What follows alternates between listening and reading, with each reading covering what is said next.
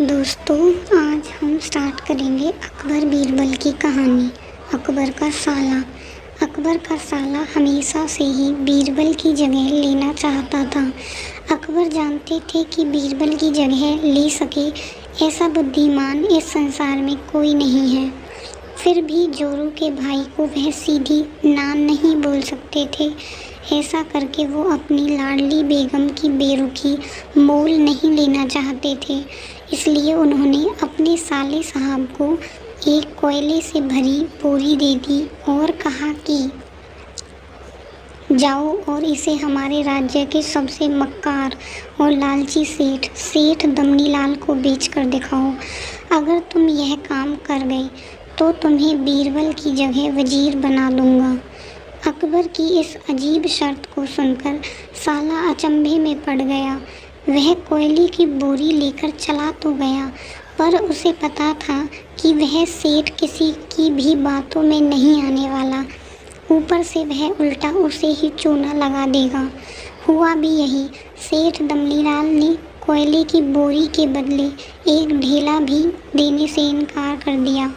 साला अपना सा मुँह लेकर वापस लौट आया और अपनी हार स्वीकार कर ली। अब अकबर ने वही काम बीरबल से करने को कहा। बीरबल कुछ सोचे और फिर बोले कि सेठ दमनीलाल जैसे मक्कार और लालची व्यक्ति को यह कोयले की बोरी क्या, मैं सिर्फ कोयले का एक टुकड़ा ही 10,000 रुपये में बेच आऊँगा। यह बोलकर वह तुरंत वहाँ से रवाना हो गए। सबसे पहले उन्होंने एक दर्जी के पास जाकर एक मखमली कुर्ता सिलवाया, हीरे मोती की मालाएं गले में डाली, महंगी जूती पहनी और कोयले को बारीक सूरमे जैसा पिसवा लिया। फिर उसने पिसे सूरमे को कोयले की एक चमकदार डिब्बी में भर लिया। इसके बाद बीरबल ने अपना भेष बदल लिया और एक मेहमान घर में रखकर इश्तिहार दे दिया कि बगदाद से एक बड़े शेख आए हैं जो करिश्माई सूरमा बेचते हैं, जिसे आँखों में लगाने से मरे हुए पूर्वज दिख जाते हैं और यदि उन्होंने कहीं कोई धन गाड़ा है तो उसका पता बताते हैं। यह बात शहर में आग की तरह फैली। सेठ दमनीलाल को भी यह बात पता चली। उसने सोचा उसके पूर्वजों ने भी कहीं ना कहीं धन गाड़ा होगा।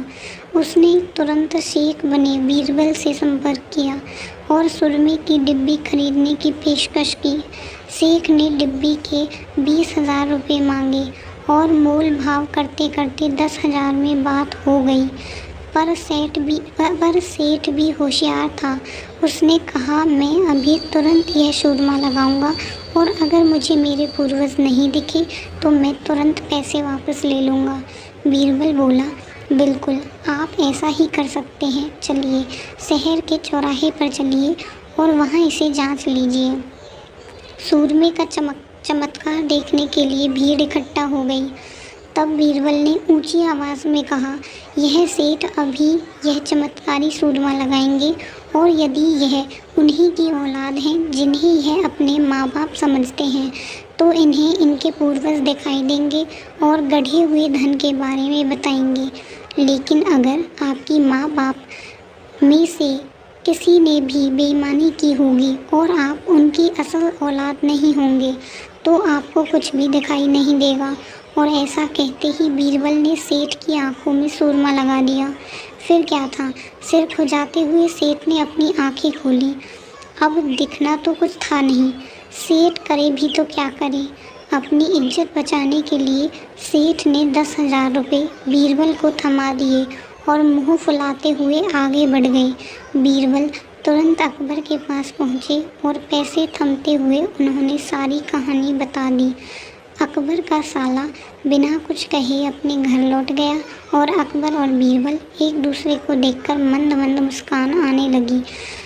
इस तरह किसी भी दिन बाद कभी अकबर के साले ने बीरबल का स्थान नहीं मांगा।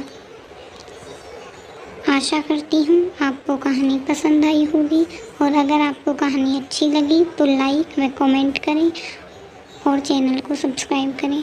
धन्यवाद।